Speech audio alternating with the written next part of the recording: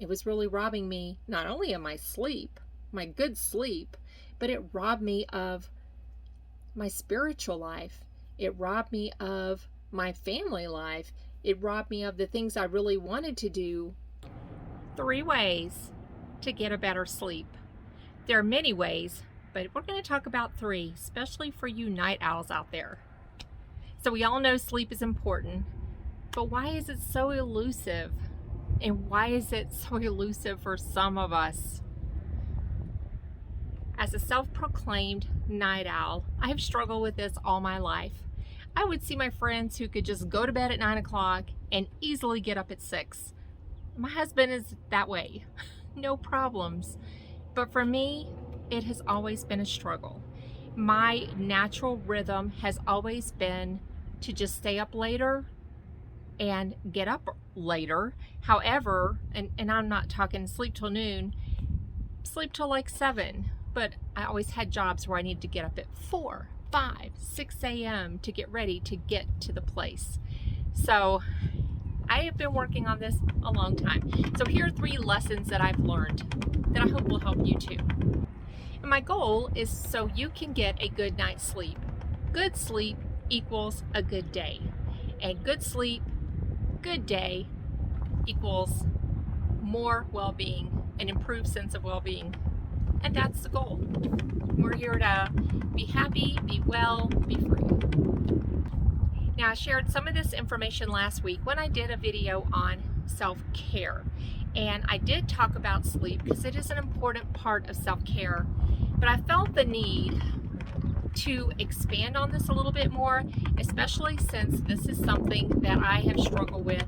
And I know there's some other night owls out there. Also know that even if you're not a night owl, sometimes the worries and weights of the world and our habits can affect our sleep. So I felt the need to dive a little bit deeper into how to get a good night's sleep. So this list is made up of 3 habits, and I'm just going to say right up front, habits take time, and that's why there's only 3. There are 3 habits you can build to ensure that you have a good night's sleep and a good day and better well-being. These strategies can help most people, but if you have a sleep disorder or something else that's affecting your sleep, this is not a substitute for medical advice. Listen to your doctor, follow your physician's instructions. I am not a medical doctor. I have not been trained. This is just for informational purposes only. I am sharing. This is not medical advice. Let's begin. As a lifelong sleep-deprived person who has learned some lessons along the way, here are some tools for your good sleep toolbox. My lesson number 1, drumroll,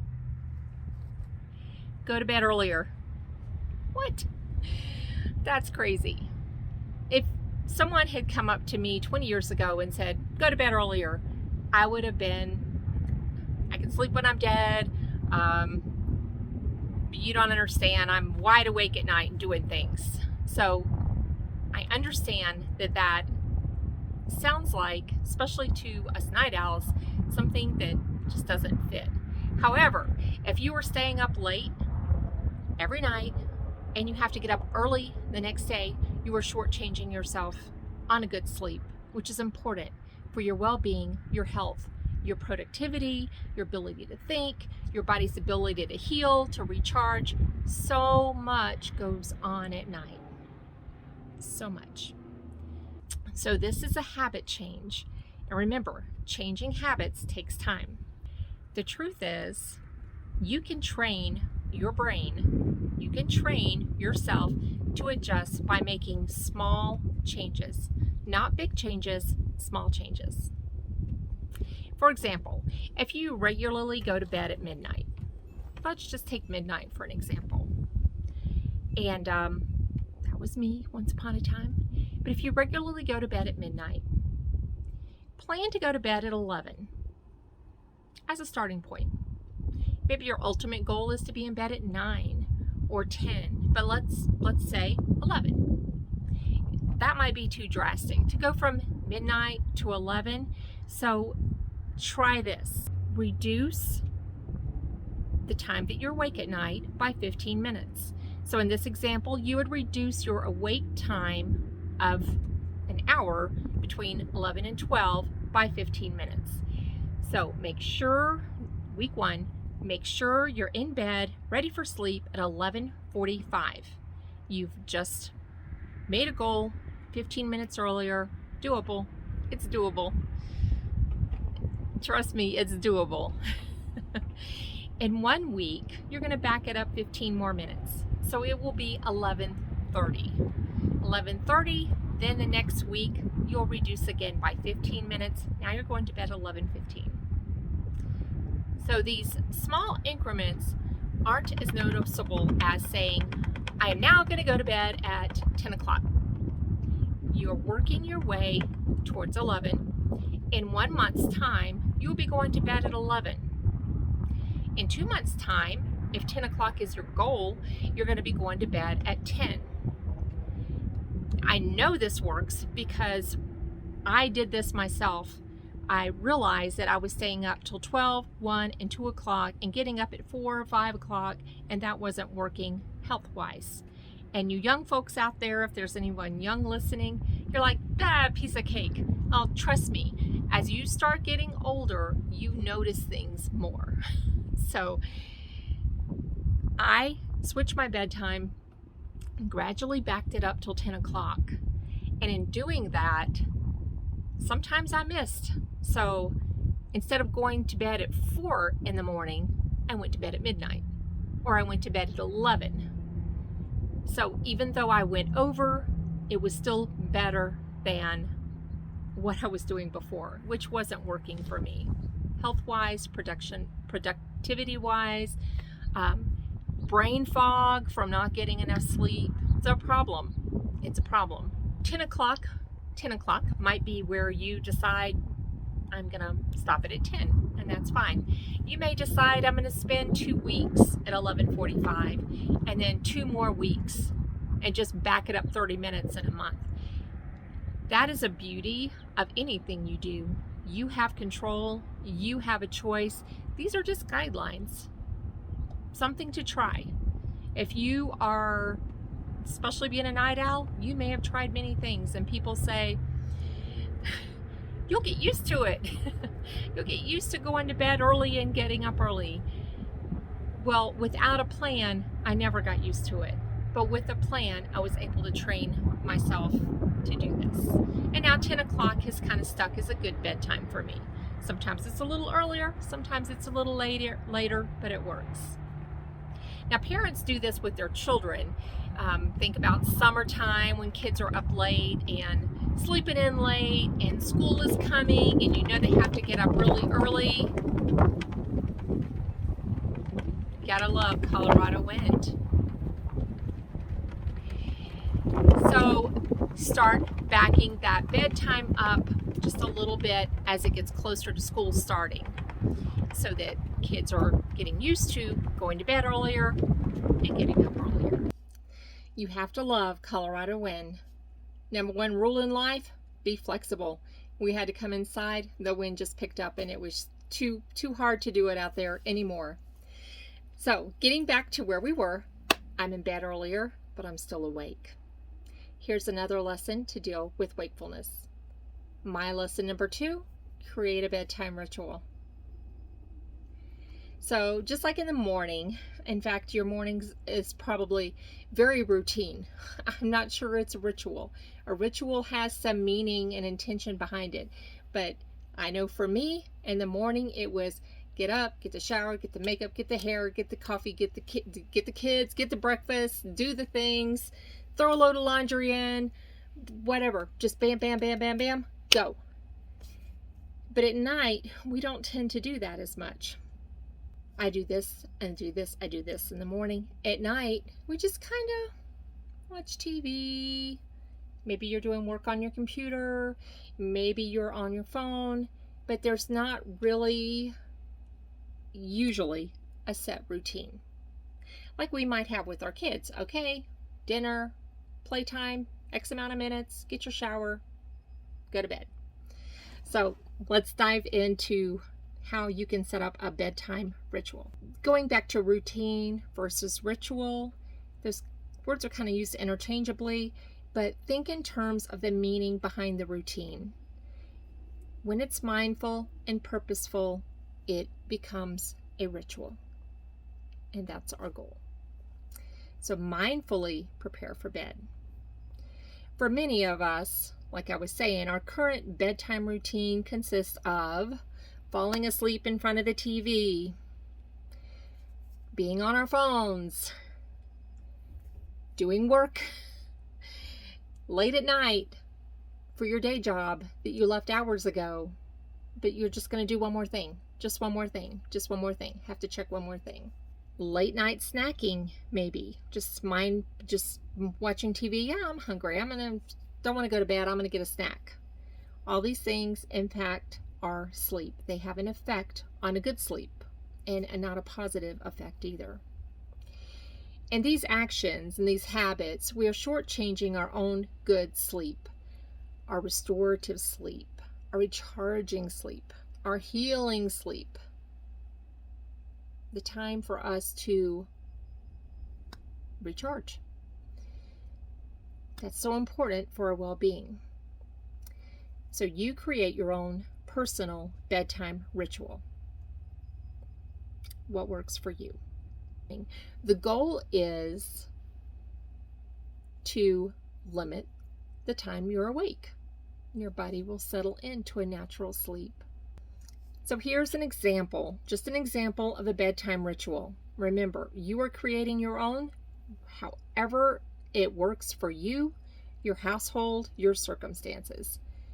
An example of a bedtime routine is shower or bathe, take a bath, get dressed for bed, brush, floss teeth, take care of any hygiene things that you need to take care of, look in the mirror and tell yourself, you're awesome. Like Barney on How I Met Your Mother. Or you can say, I love you, or you're perfect. Some affirmation. That might be part of your bedtime ritual. At some point, dim or turn the lights down, turn some of your lights off, because lights do affect the production of melatonin, and that helps us to sleep. So if you have lights on in your house, on your devices, and all of that, it's going to affect your melatonin production. It's going to affect your sleep. The next thing would be to do 5 or 10 minutes of gentle movement. It might be stretching, it could be as simple as doing things like this and just moving your body. Maybe 5 or 10 minutes of gentle yoga. And I say gentle, it could be a workout. Workouts help me sleep. So whatever, again, you create your own. But 5 or 10 minutes of gentle movement helps calm the body down. Get ready for sleep. Do a brief meditation or journal. So just take a few minutes. I have some meditations on this channel that you can check out. If you're a beginner, you can check out right here. But there's plenty of meditations, or you could just simply close your eyes and breathe. But I would encourage you at nighttime to focus on gratitude. Think about all the things that went well in your day. And that's especially important if you've had a bad day. Because gratitude changes the way you look at things. Because when you're expressing gratitude, and you're looking for those things that went well, you find them. And the more you find them, the more you find them. That is just how it works if you commit to a practice of gratitude. So nighttime is a great time to journal some gratitude, to meditate with some gratitude. I am thankful for whatever. Think about what went well. Climb into bed without a phone, without a computer, and with the TV off. In fact, you may have heard many times, this has been years, way back before phones and computers were a thing in the bedroom, never put a TV in your bedroom. Bedrooms for sleeping. And that's like one of the rules that I always read about when I was like, why can't I sleep? I've had a TV in my room before, and something we got rid of a long time ago. We don't even watch TV now, so no problem. But if you do have one, make sure it's off. And I'll add, if you have a partner, I'll add in a little bit about maybe some tips to help with that. That's something that you will have to work through. So perhaps you put on a sleep mask, something that's comfortable to help block out any light. Again, lights should be out, room should be cool. You know, all the things that you know about going to sleep. Don't eat before bedtime, drink alcoholic beverages or caffeine. All these things can affect your sleep. But block out the light. Close your eyes. Snuggle down in your covers and smile. And say the affirmation that you're going to have a good night's sleep. In fact, go ahead and give gratitude for a good night's sleep and happy dreams. It's amazing what we tell our brain believes. So it sounds corny, but try it. Try it. Thank you. Thank you for a great night's sleep and happy dreams. And may I remember them in the morning, because it's so fun when you do remember your dreams. Just try your own ritual for 3 days. 3 days. Then go on and do it for a week. And then 2 weeks. And then 3 weeks. And you're building a habit as you go. And continue on. Now you're probably going to, this could happen. In a week or two, you could be like, this part is not working for me. I'm going to tweak it. So tweak it, change it, make it yours, create your own. Continue on, make it a habit. Whatever you do, you have the goal in mind that you have a bedtime ritual that's going to work for you. Lesson number 3, and this one is so important, and it's one I struggle with. I'm better, but sometimes it's still a struggle, because remember, I'm a night owl. But it is avoid bedtime phone use.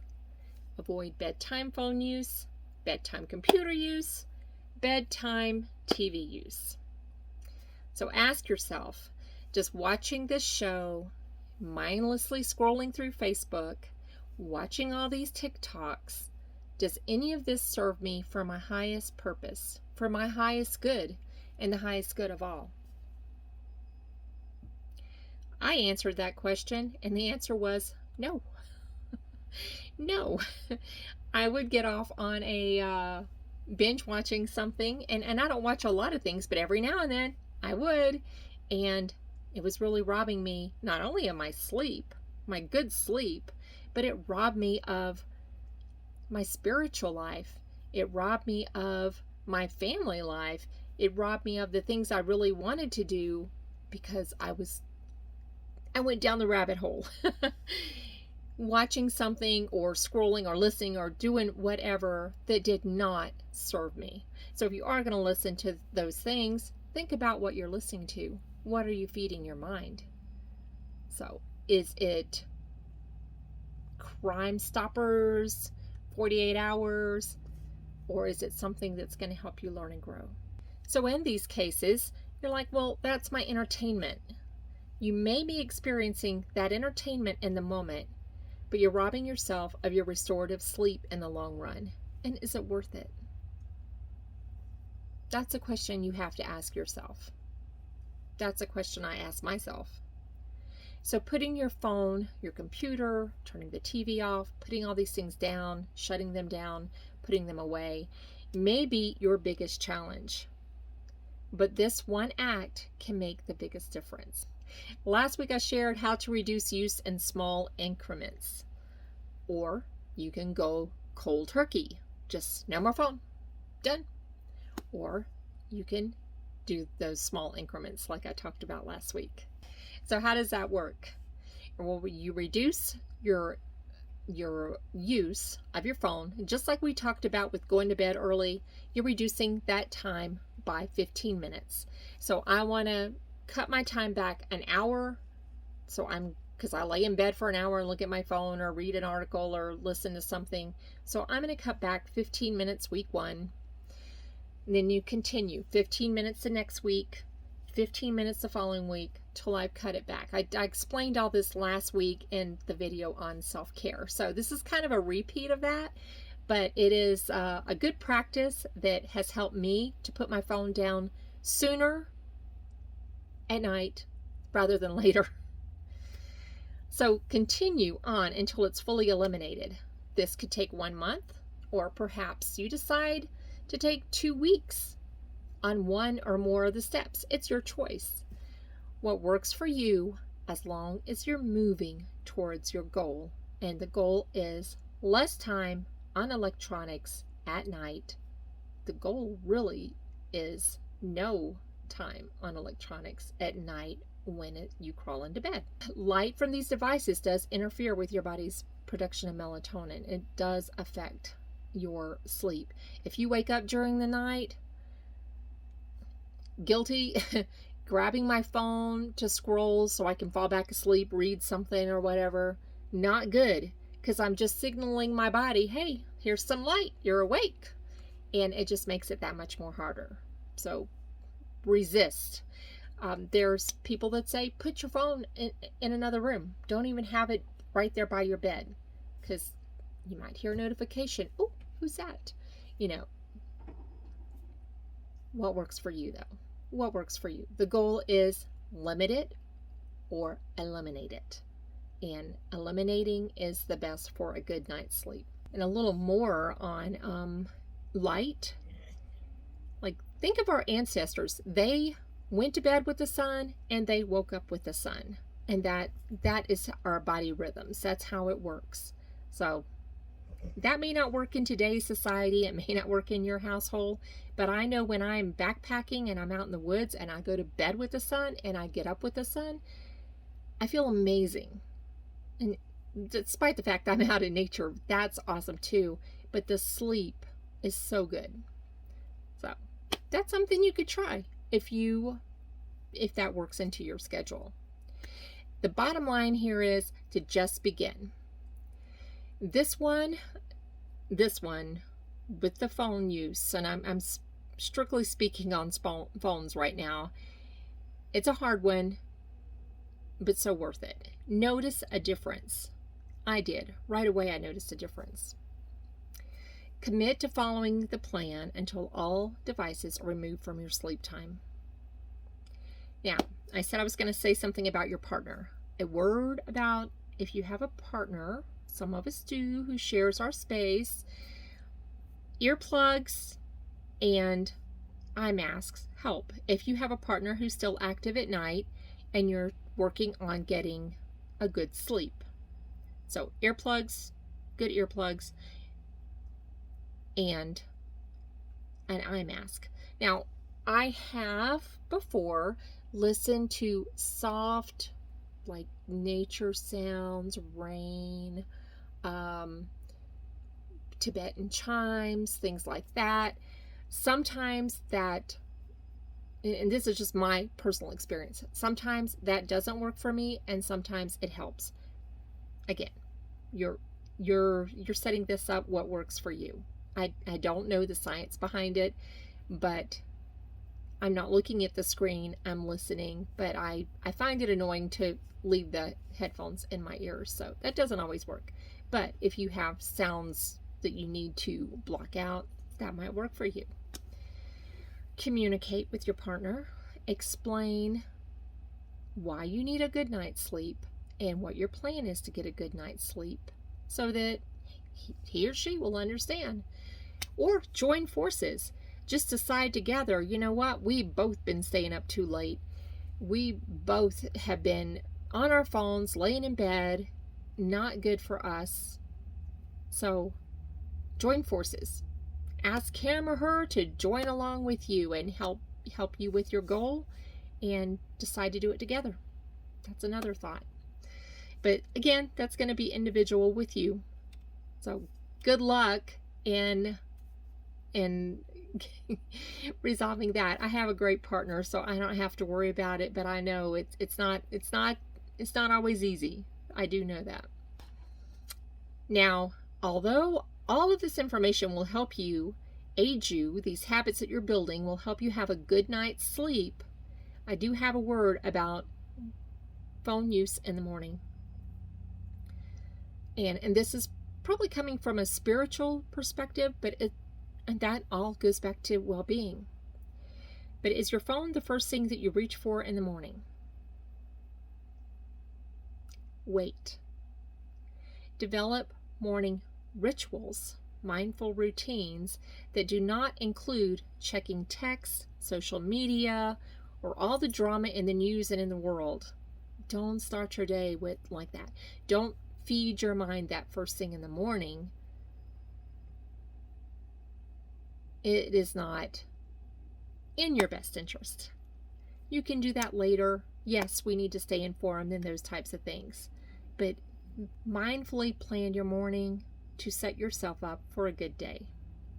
So morning routines that become rituals are helpful when they include meditation, gratitude, and movement.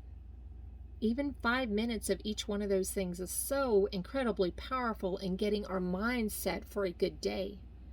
You just fed your mind some really good stuff when you're meditating, when you're moving, when you're doing other things such as affirmations, maybe journaling, repeating a mantra, just sitting with your eyes closed and breathing helps get you ready for your day. Try to build that into your morning routine, ritual. Mindfully do this so it becomes a ritual and see how you feel. Now here is a morning ritual tip, and this helped me. If you can't tell, I'm a little bit like my brain is going 90 miles an hour and all over the place, and I have learned a lot of tools to help me center, focus, keep myself on track. All my life I've had to do that. But one thing that really helped me in the morning was the learning about Hal Elrod's Miracle Morning. I think it's called Savor's Miracle Morning from Hal Elrod. And I'll link his website below so you can go check that out. But it gives you a format to follow. So if you're new to meditation, and there's countless meditations online or things like that, but what he did is he looked at what do successful people do, and here's what they do. They sit in silence, they say affirmations, they visualize, they exercise, they read, and they scribe. So all of these things, he developed this formula and talks about it. So you decide how long you want to spend in each one. But it's a great format to make sure that you are feeding your mind before you even start your day. And it works great. It really does, especially if you're a little bit all over the place. So this plan helped me build a habit for a productive morning ritual. It gave me a better sense of well-being. Or, in the word of Hal Elrod, his mission is to elevate the consciousness of humanity, one person, one morning at a time. But that's another topic for another day. You can check it out yourself at the website miraclemorning.com. I'll put the link below. Now, these strategies are not one and done either. So I leave you today with one word: persevere. Persevere. If you find one or more of these difficult, persevere. The benefits are there for you. If you have a great start, but you miss a day, a few days, due to whatever, matters not, persevere. Keep going. Jump back on that horse and ride. Understand that all of us experience a poor night now and then. We experience a poor sleep for whatever the reason. And if that happens, persevere still. Don't think, oh, well, it's not working. No, it happens. It does happen. But it will happen less often when you have some of these tools in place. So persevere, keep your eye on the goal, a good sleep, and a good sleep is a good day. Help get the word out, like, share this, click the bell, subscribe and click the bell so you can be notified when a new video is released. And my goal is to get a video out every week. And until next time, may your sleep be sound and may your dreams be happy.